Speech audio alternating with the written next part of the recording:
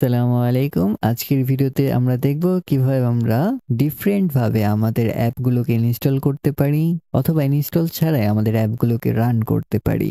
এই ভিডিওতে আমরা VS Code, Obsidian, Telegram, Git, NeoFetch এই সব কিছু ইনস্টল দেব।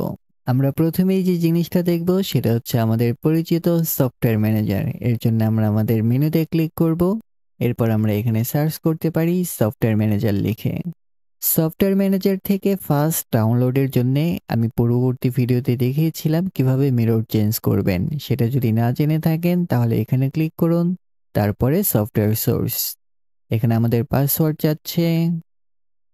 এখানে আপনাদের অফিসিয়াল রেপোজিটরিজ এখানে সিলেক্ট হয়ে থাকবে, এরপর এখানে ক্লিক করবেন। এখানে দেখবেন যে আপনাদের ক্ষেত্রে কোনটায় ফাস্ট স্পিড প্রোভাইড করে। স্পিডটাকে শর্ট করার জন্য আপনারা এখানে ক্লিক করতে পারেন, তখন দেখবেন এটা উপরের দিকে আছে, তারপর এটা সিলেক্ট করে অ্যাপ্লাই।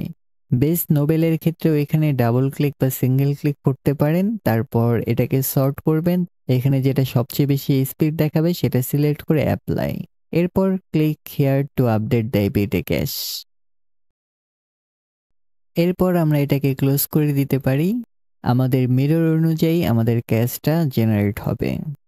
এখানে দেখতে পাচ্ছি যে আমাদের টেলিগ্রাম, ক্যালিপ্রি, ব্লেন্ডার, ভিএলসি সবকিছুই চলে আসতেছে প্লে স্টোরের মতোই, তাই না? আমাদের অবসিডিয়ানও আছে। আমি যেটা কাজ করব সেটা হচ্ছে আমরা প্রথমেই দেখাবো কিভাবে ভিএলসি ইনস্টল দিতে পারি, কারণ এটা আমাদের সবারই লাগে। এখন আমি ইনস্টলে ক্লিক করব। আমাদের কি কি প্যাকেজ বা লাইব্রেরি এখানে ইনস্টল নিবে দেখাচ্ছে, দেন কন্টিনিউ। আমাদের পাসওয়ার্ড দেওয়া লাগবে। এরপর আমরা অথেন্টিকেটে ক্লিক করব। আমাদের অ্যাপটা ইনস্টল হওয়া কমপ্লিট। তারপর দেখতে পাচ্ছি যে লাঞ্চ অ্যান্ড রিমুভ দিলে কিন্তু আবার আনইনস্টল হয়ে যাবে। আমরা এখানে লাঞ্চে ক্লিক করতে পারি। Allow network access, continue. তাহলে আমাদের ভিএলসি প্লেয়ারটা চলে আসলো। এখন আপনারা আপনাদের ভিডিওগুলো ভিএলসি প্লেয়ার দিয়ে প্লে করতে পারবেন। এটাকে আমি এখন কেটে দেই। আপনাদের যদি কোনো সফটওয়্যারের প্রয়োজন হয় তখন আপনারা এখানে সার্চ করতে পারেন। আমাদের কিন্তু আরেকটা অপশন আছে, সেটা হচ্ছে ফ্ল্যাট প্যাক ব্যবহার করা। অর্থাৎ আমি যদি আমাদের এই টেলিগ্রামটাকে ইনস্টল দিতে চাই, দেখতে পাচ্ছি আমাদের এখানে ফ্ল্যাট প্যাক লেখা আসতেছে।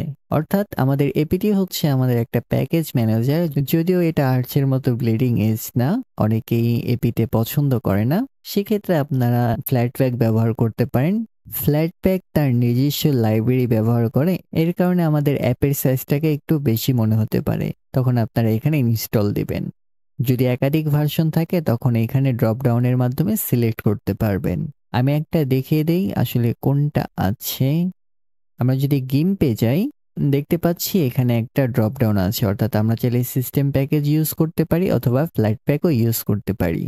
সিস্টেম প্যাকেজে দেখতে পাচ্ছি যে আমাদের 28 MB, কিন্তু আমরা যখন এখানে ফ্ল্যাট প্যাক ব্যবহার করব তখন দেখতে পাচ্ছি 1.2 গিগ।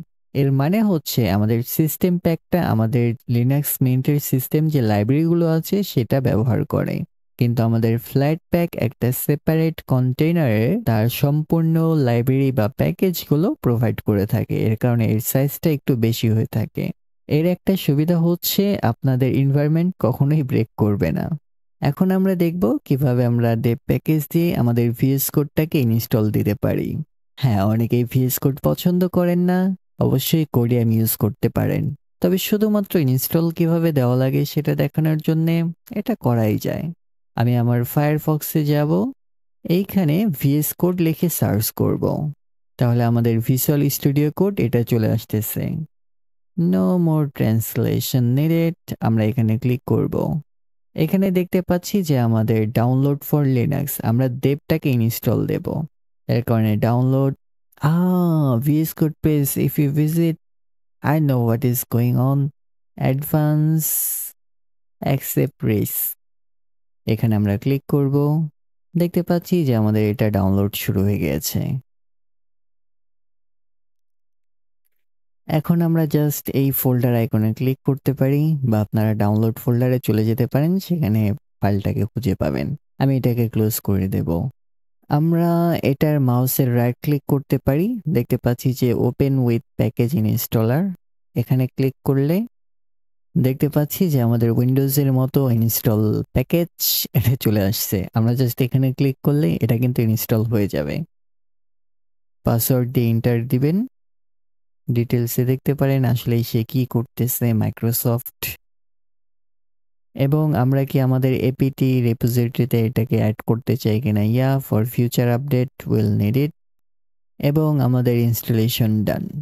এটাকে আমরা ক্লোজ করে দিতে পারি, আমাদের এই ফাইলটা ডিলিট করতে পারি, সমস্যা নাই। আমরা যখন এই মেনুতে ক্লিক করব, এখানে আপনারা ভিজুয়াল স্টুডিও কোড লিখে সার্চ করতে পারেন, অথবা এইটার যে ক্যাটাগরি সেটা হচ্ছে প্রোগ্রামিং, দেখুন এটা এসে চলে আসতেছে। এবং সাউন্ড অ্যান্ড ভিডিওতে গেলে আমরা আমাদের ভিএলসি প্লেয়ারটাকে দেখতে পাবো। আমরা যদি চাই আমরা কিন্তু এই ডেভ প্যাকেজকে টার্মিনাল দ্বারাও ইনস্টল করতে পারি। সেজন্য আমরা জাস্ট লিখবো সুডো dpkgi, আমাদের যে ফাইল নেমটা আছে সেটা। এরপর যদি কোনো ডিপেন্ডেন্সি ফিক্স করার প্রয়োজন হয় সেক্ষেত্রে আমরা সুডো apt ইনস্টল তারপর -f to fix the dependencies. এখন আমরা দেখব কিভাবে অ্যাপ ইনস্টল করা ছাড়া আমরা আমাদের অ্যাপগুলোকে ব্যবহার করতে পারি। ইয়েস, আমরা আমাদের অ্যাপ ইমেজকে ইনস্টল ছাড়া পোর্টেবল আকারে ব্যবহার করতে পারি। আমি যে জিনিসটা কাজ করব, আমি আমার ব্রাউজারে চলে যাব, আমি সার্চ করব অবসিডিয়ান লিখে। আপনার যদি অবসিডিয়ানের ভিডিওটা না দেখে থাকেন তাহলে ডেসক্রিপশনে চেক দিতে পারেন, অথবা টপ কর্নারে খুঁজে পাবেন। ডাউনলোড করার জন্য এখানে ডিরেক্ট ক্লিক করতে পারি, বা আমাদের হোম পেজেও দেখতে পারি আসলে কেমন লাগে। এখানে আমরা দেখতে পাচ্ছি get Obsidian for Linux app image, এখানে আমরা ক্লিক করব। তাহলে আমাদের ডাউনলোডটা শুরু হয়ে গেল। আমাদের অবসিডিয়ানটা ডাউনলোড শেষ। সম্পূর্ণ অবসিডিয়ানের যে ভিডিও সেটা আপনারা চেক দিয়ে নেবেন। আমি এটাকে ক্লোজ করে দেই, আমরা আমাদের ফাইলটাকে ওপেন করি। এরপর আমরা আমাদের যে ডাউনলোড সেখানে চলে যাব। এইখানে দেখুন আমাদের এই অবসিডিয়ানের অ্যাপ ইমেজটা আছে। এটাকে জুম করার জন্য আমি কন্ট্রোল এবং মাউস স্ক্রোল আপ করতেছি। আমাদের অবসিডিয়ানকে রান করার জন্য প্রথমে এটাকে এক্সিকিউটেবল করা লাগবে, এর জন্য ওপেন ইন টার্মিনাল। এখন আমরা এখানে দেখতে পারি যে আসলে আমাদের কি কি আছে। দেখতে পাচ্ছি যে আমাদের কোড আছে এবং অ্যাপ ইমেজ আছে। আমাদের এই অ্যাপ ইমেজটাকে এক্সিকিউটেবল করা লাগবে, এর জন্য আমরা লিখব chmod +x আমাদের অবসিডিয়ান, তারপর আমরা ট্যাবে প্রেস করব, আমাদের পুরোটাই অটো কমপ্লিট হবে। এরপর আমরা এন্টার প্রেস করব। আমরা কিন্তু চাইলে এখন ls-a দিতে পারি। এখন আমরা ./ আমাদের অবসিডিয়ানের ওবি লিখে তারপর এখানে ট্যাব প্রেস করব। আপনাদের ক্ষেত্রে যদি অন্যান্য ফাইলও থাকে তাহলে পুরোটা লিখবেন, তারপর এন্টার প্রেস করবেন। তাহলে দেখতে পাচ্ছি যে আমাদের অবসিডিয়ান সেটা চলে আসছে। আমরা কুইক একটা ভল্ট ক্রিয়েট করতে পারি।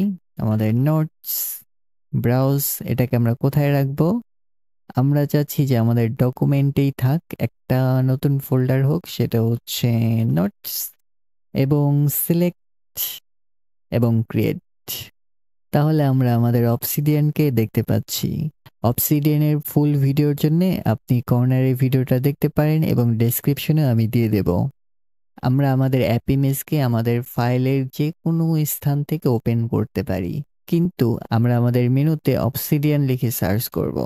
দেখতে পাচ্ছি যে এখানে একটা অ্যাপ ইমেজ আছে, দেখি তো এটা কাজ করে কিনা। এন্টার প্রেস করলাম, কোনো কিছুই আসলো না। তাহলে আমরা দেখতে পাচ্ছি যে আমাদের অ্যাপ ইমেজগুলো আমাদের সার্চ বার থেকে কিন্তু পাচ্ছি না। সবচেয়ে সহজ যেভাবে আমরা এটাকে আমাদের অ্যাপ মেনুতে অ্যাড করতে পারি সেটা হচ্ছে আমরা আমাদের মাউসের রাইট ক্লিক করব, দেন ক্রিয়েট এ নিউ লঞ্চার, এখানে আমরা ক্লিক করব। আমরা আমাদের অ্যাপের নাম দিতে পারি, সেটা হচ্ছে আমাদের অবসিডিয়ান, এবং কমান্ডের জন্য আমরা ব্রাউজে ক্লিক করব। এরপর আমাদের এই ডাউনলোড থেকে আমাদের এই অ্যাপ ইমেজকে সিলেক্ট করব, তারপর আমরা এখানে ওকে প্রেস করব। আমাদের যদি আইকন চেঞ্জের প্রয়োজন হয় আমরা এখানে ক্লিক করব। এরপর আমাদের যে অ্যাপ্লিকেশন, এখানে দেখুন যে কোনো একটা অবসিডিয়ানের লোগো আছে কিনা। আমরা দেখতে পাচ্ছি যে আমাদের এখানে অবসিডিয়ানের একটা লোগো আছে, আমরা এটাকে সিলেক্ট করব, দেন সিলেক্ট, এবং জিপিইউ দরকার নেই, ওকে। এখন আমরা কি আমাদের মেনুতে অ্যাড করতে চাই কিনা? ইয়েস, অ্যাড করতে চাই। তাহলে আমাদের ডেস্কটপেও চলে আসলো, এবং আমরা যখন এই মেনুতে ক্লিক করব, এরপর যদি আমরা অবসিডিয়ান লিখে সার্চ করি তাহলে দেখতে পাচ্ছি এন্টার প্রেস করার মাধ্যমে আমাদের অ্যাপটা ওপেন হবে। আবার আমরা চাইলে এখানে ডাবল ক্লিক করতে পারি, এর মাধ্যমেও আমাদের অ্যাপটা ওপেন হবে। আমি আপনাদের কাস্টম ডেস্কটপ এন্ট্রি দেখাতে চেয়েছিলাম, but it will be much more easier for beginners. এর কারণে আমি ডেস্কটপ এন্ট্রিটা হয়তোবা পরবর্তীতে দেখাবো। আমরা কিন্তু আমাদের এপিটি প্যাকেজ ম্যানেজারটা ইউজ করিনি। আমি প্রথমে টার্মিনালটাকে ওপেন করব। এখানে যদি আমাদের প্যাকেজগুলো আপডেট দেওয়ার প্রয়োজন হয় তখন আমরা sudo apt আপডেট দিতে পারি, এবং যদি আবার আপগ্রেডের প্রয়োজন হয় এখানে জাস্ট আমরা আপগ্রেড লিখব। তবে প্রথমেই আমি নিউ ফেজটাকে ইনস্টল দেব, এর কারণে লিখব sudo apt install neofetch, enter. আমাদের পাসওয়ার্ড ডান। কি হলো দেখবেন? আমি এটাকে প্রথমে ক্লিয়ার করে নেই, এরপর এখানে neofetch লিখব। তাহলে এখন দেখতে সুন্দর লাগতেছে না? হ্যাঁ, আপনারা যখন লিনাক্স ইনস্টল দেবেন তারপর neofetch কমান্ডটা লিখবেন এবং এর আউটপুটটা আপনি স্ক্রিনশট দিতে পারেন। তার জন্য আপনি প্রিন্ট স্ক্রিন ক্লিক করতে পারেন এবং এটা আপনার সোশ্যাল মিডিয়াতে পোস্ট করতে পারেন। Now you are using Linux. আমরা চাইলে কিন্তু ডিরেক্টলি আবার গিটটাকে ইনস্টল দিতে পারি, অর্থাৎ sudo apt install git, এটা লিখলে আপনাদের গিটটা ইনস্টল হয়ে যাবে।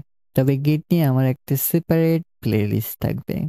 এবং পুরো সিস্টেমটা আপডেট দেওয়ার জন্য আপনারা এখানে লিখবেন sudo apt আপডেট, এবং একই সাথে যদি আপগ্রেড দিতে চান @sudo apt আপগ্রেড, এবং বারবার আমি ওয়াই প্রেস করব না, এর কারণে -y এন্টার। আমাদের পাসওয়ার্ড। পরবর্তী ভিডিও পর্যন্ত ভালো থাকবেন, ভালো রাখবেন। যখন আপডেট শেষ হবে তখন কিন্তু আপনাদের টার্মিনালটা ব্যাক করবে।